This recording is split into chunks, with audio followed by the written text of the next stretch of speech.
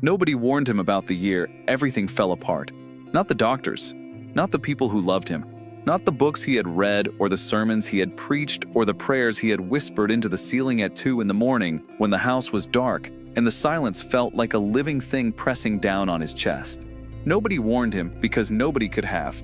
Some things you only understand by living through them. And what Father Thomas lived through in the space of 12 months was the kind of thing that either destroys a man completely or rebuilds him into something entirely different, something harder and quieter and more certain than anything he had been before.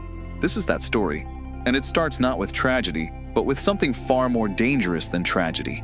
It starts with comfort. Father Thomas had been a priest for 22 years in a mid-sized city called Harwick, the kind of city that was neither small enough to feel like a village nor large enough to feel anonymous. A city where families had lived for 4 and 5 generations and where the church he led had been standing since before any of them were born. He was good at his work. Everyone said so. The congregation had grown steadily under his leadership. The building had been renovated twice. Young families were coming back. Old members were staying. By every visible measure, Father Thomas was succeeding. And that success, quiet and steady and accumulating year after year like snow on a rooftop, was the most spiritually dangerous thing that had ever happened to him. Because success has a way of making a man think it is his. He began to believe, not loudly, not in a way he would ever have admitted to anyone, but in the deep subterranean places where our most honest beliefs actually live. He began to believe that the church was growing because of him, because of his preparation, because of his delivery, because of his gift for knowing exactly what people needed to hear and finding the words that would reach them. He still prayed. He still read.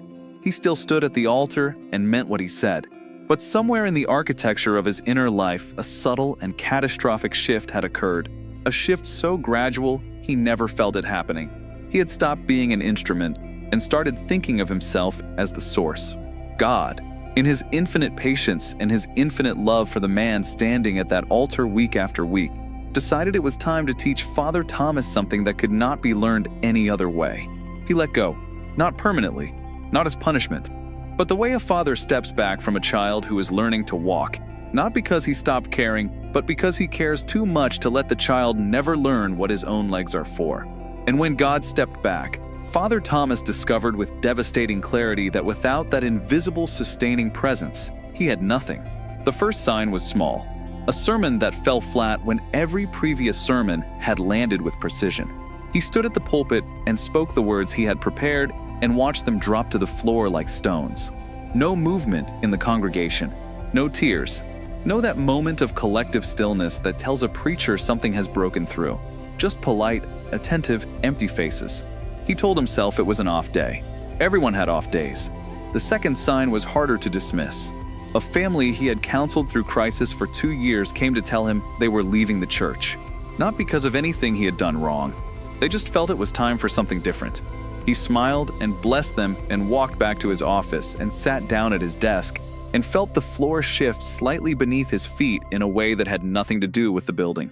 The third sign broke him open. He sat down to pray one Tuesday morning, the way he had sat down to pray every Tuesday morning for 22 years, and nothing happened. Not silence, not peace, not even distress, just absolute flatness, like a radio that had lost its signal. He spoke the words, and the words went nowhere. He waited and nothing came. He tried again the next morning, and the morning after that. For weeks he sat in that chair and spoke into what felt like an empty room and felt nothing in return.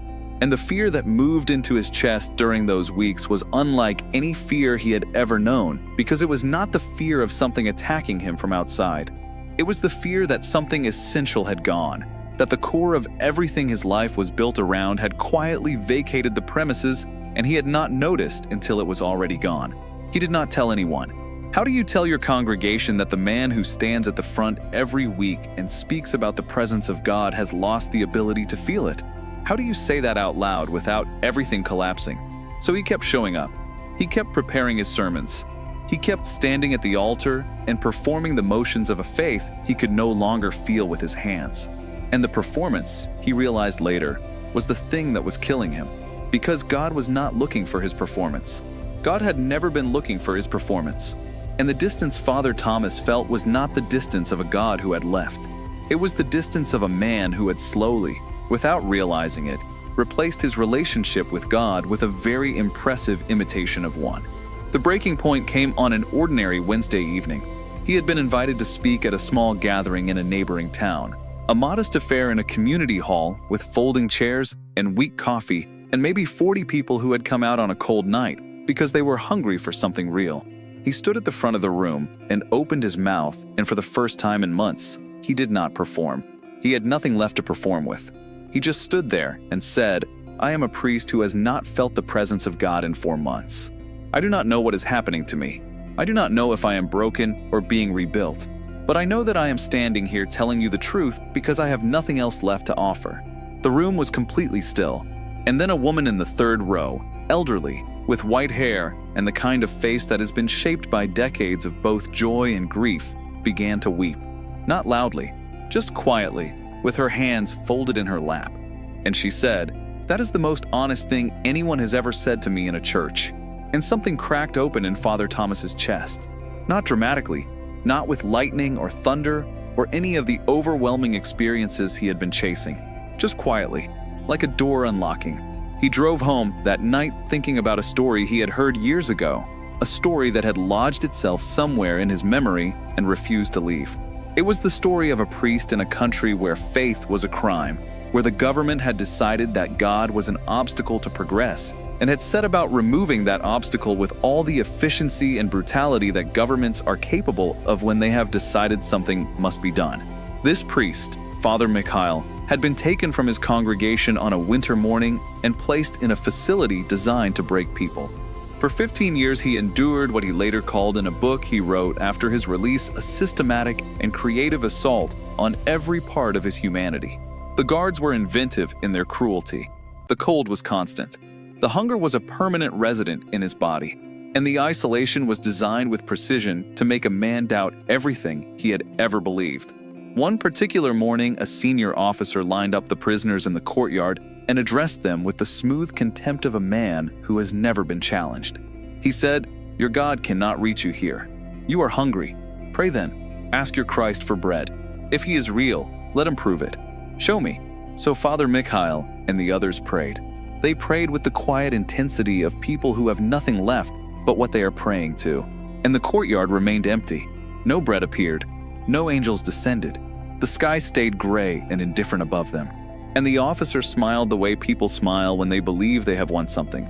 He said, "You see, nothing. Now ask me." And he had bread brought out immediately. Fresh bread, still warm, placed in front of them like an argument. He said, "Which one of us is God?" And then he began to speak about Jesus in a way that Father Mikhail would not repeat when he wrote his book. Words designed not just to insult, but to contaminate, to get inside a believer's mind and make them feel ashamed for every prayer they had ever prayed. Father Mikhail stood very still. He could feel his heart doing something urgent inside his chest. He had heard stories of what happened to priests who spoke back. He had seen some of those priests. He was measuring the cost against the fear, and the fear was a serious argument. And then his wife Elena, who had refused to be separated from him and had been brought to the same facility through a legal technicality that the guards had not yet resolved, was standing 3 people to his left. He could see her without turning his head. Her jaw was set. Her eyes were fixed on him. And after a moment, she said very quietly, but with a steadiness that he would remember for the rest of his life, "You have given that altar everything for 25 years. You have told people he is the only way 1,000 times. Are you going to stand here and be quiet while this man says these things about your Lord?" He whispered back without moving his lips, "Elena, you know what will happen." She said, "I know. I would rather spend the rest of my life as the widow of a man who told the truth than as the wife of a man who kept silent to save himself." He stepped forward. He spoke. What happened next was 15 years that Father Mikhail described in his book as simultaneously the worst and the best experience of his life. The worst because of what was done to his body, the best because of what happened to his soul. He said in that book, and Father Thomas had read this line so many times it had worn grooves in his memory, "I went into that prison as a priest who believed in God. I came out as a man who knew him." There is a difference between those two things that cannot be explained to someone who has not lived it. It can only be received.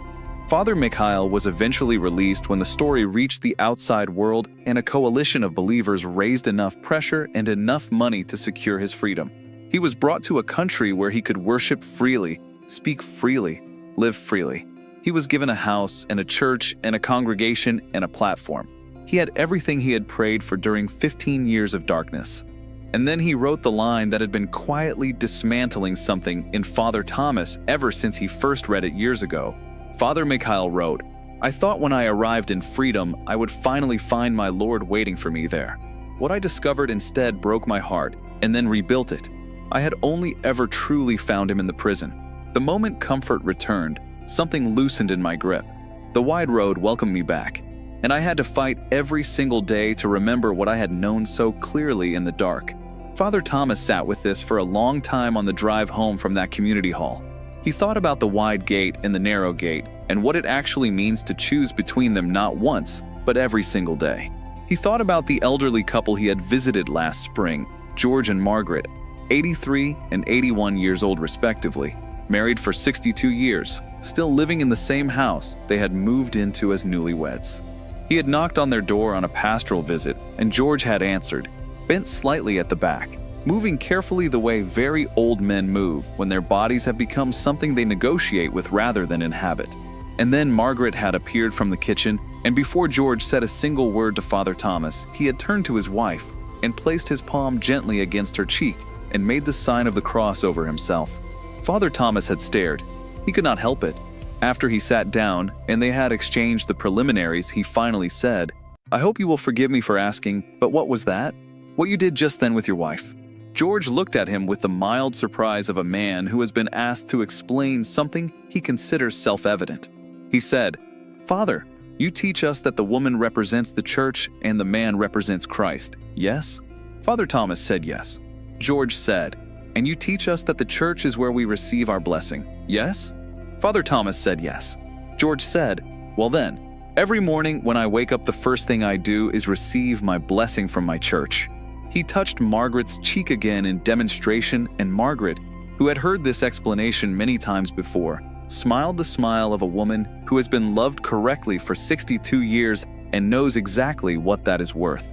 Father Thomas drove home from that visit and sat in his car outside the church for 45 minutes thinking about what it means to choose the narrow gate, not in a dramatic moment of crisis, but in the ordinary, repeated smallness of daily life. Every morning, not when it is convenient, not when the feeling is there. Every morning, the choice to orient yourself towards something larger than your own comfort before the day has a chance to pull you in its direction. He understood something that night on the drive home from the community hall that he had been circling for months without being able to land on it. The silence he had been experiencing was not God's absence. It was God's invitation. An invitation to stop performing faith and start practicing it. An invitation to stop relying on the feeling and start trusting the fact. An invitation to walk through the narrow gate, which means leaving behind the luggage of his own competence and his own reputation and his own carefully constructed identity as a man who has this figured out. Because the narrow gate only fits you, not the version of you that you present to the world, not the credentials, not the history, just you, stripped down, honest, willing. He pulled into his driveway and sat for a moment in the dark. Then he went inside, and he did not pray eloquently. He did not find the right words. He sat on the floor of his study with his back against the desk, and he said out loud to the empty room, "I cannot do this without you. I have been trying to, and it is not working, and I have known for months that it is not working, and I kept trying anyway, because I was too proud to say this out loud. I cannot do this without you. I need you to come back." The room stayed quiet. The house stayed still. But something in the quality of the silence changed. It became less like absence and more like listening. And Father Thomas, for the first time in 4 months, felt something shift in the deep interior places where his most honest self actually lived. Not a flood, not an overwhelming experience, just a quiet and unmistakable sense of being heard. He thought about what Father Mikhail had written, about the wide road and the narrow gate, about how the moment comfort returns, the grip loosens, and the fight begins again. And he understood that this was not a problem to be solved once. It was a choice to be made every morning. Like an old man with a bent back placing his palm against his wife's cheek before he says a single word to anyone else. Every morning, before the day begins, before the noise starts, before the wide road opens up its arms and offers you everything that will cost you everything. Every morning, the narrow gate.